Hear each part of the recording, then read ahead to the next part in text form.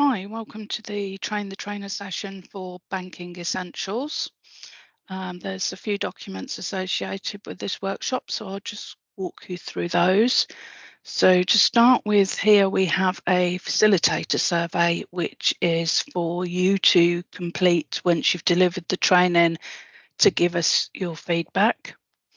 We then have a pre-workshop and post-workshop survey for the learners to complete, where they just indicate their confidence level before and then after the workshop. The three most important documents that you'll need are the Facilitator Guide, which is going to walk you step by step through the workshop. The PowerPoint, which we advise that you have open while you're watching this so that you can follow through the slides as I walk you through the workshop. You may have this as a PowerPoint or you may have it as a PDF. And finally, the workbook that the learners will use during the workshop to make notes and record their own thoughts. Let's start by taking a look at the workbook and I'll walk you through that. Okay, so this is the workbook for the Banking Essentials workshop. And as I walk through here, you will see there is an introduction which lets the learners know what the aim of the course and the objectives are. And then as they go through the workbook, there's lots of spaces for the learners to make their own notes around the topics that are discussed. You'll also find in here some exercises for the learners to do while you're delivering the training. And you'll see things like this, which is a mock-up of a bank statement, allowing the learners to mark that up with the different areas on the bank statement.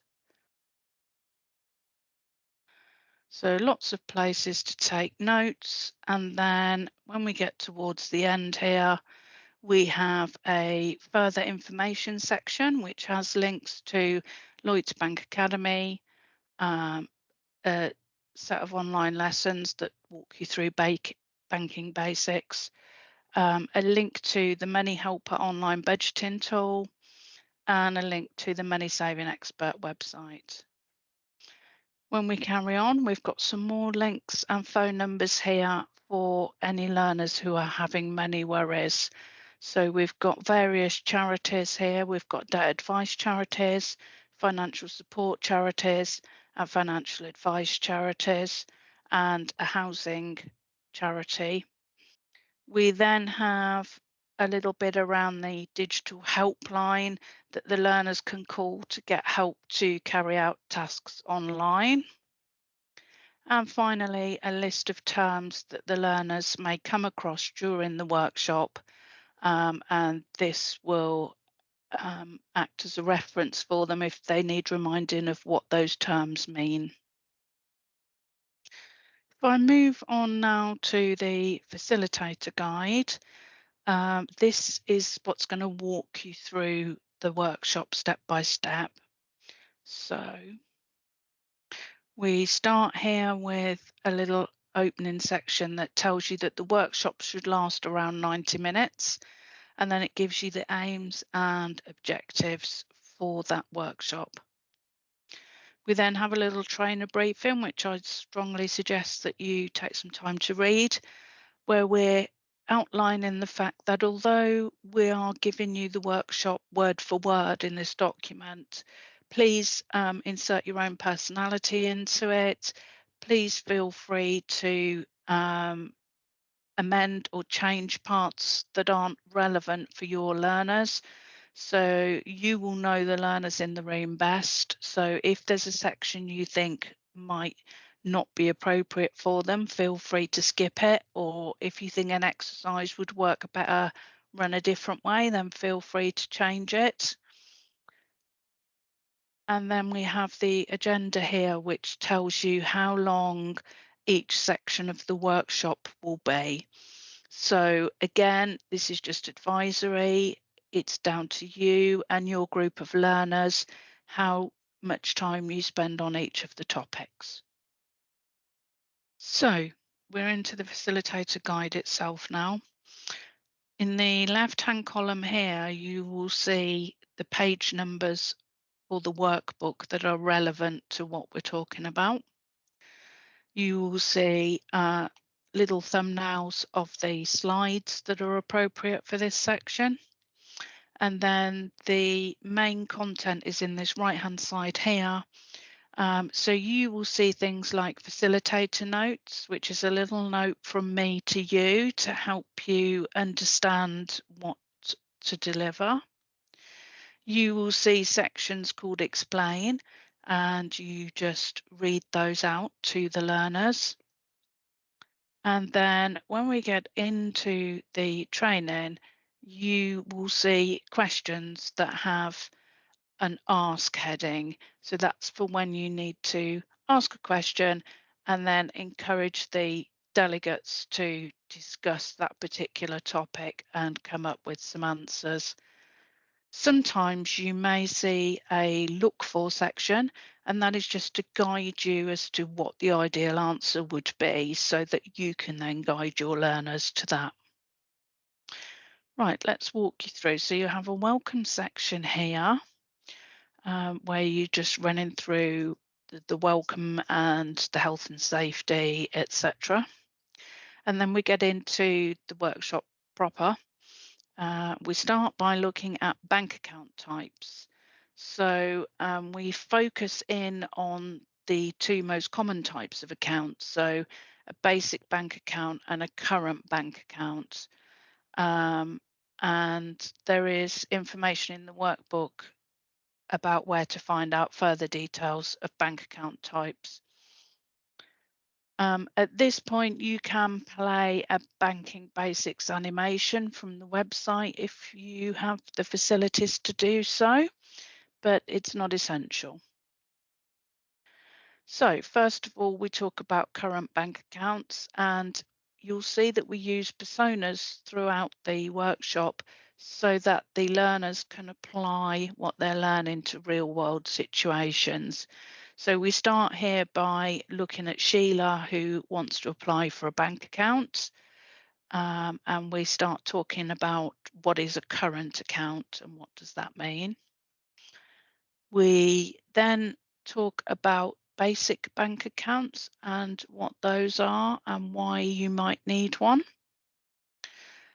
And we then move on to discuss the features of bank accounts. So we look at the difference between the features available on a basic bank account and the features available on a current account. There is an activity in their workbook for this particular exercise where they tick what features they think will apply to the various banking account types. You will see the answers to this in the back of this facilitator guide. So when we get to the end of this guide, you'll see I've put the answers in the back for you. Topic 3 is all about how to open a bank account. So we're going to follow a persona called Sam, and he's heading off to his bank to open his account. So we then move on and discuss what kinds of identification Sam might need to open his bank account. And we look at what are types of photo ID and types of proof of address that would be accepted for that.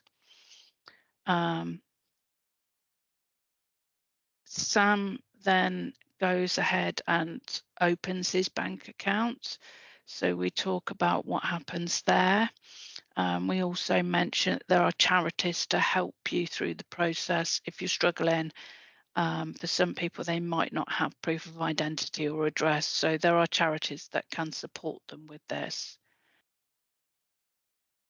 And then we have what we call a temperature check. So just pausing in the learning and asking the learners, how are they getting on? Are they understanding the content? Do you need to go a bit faster or go a bit slower or explain things more.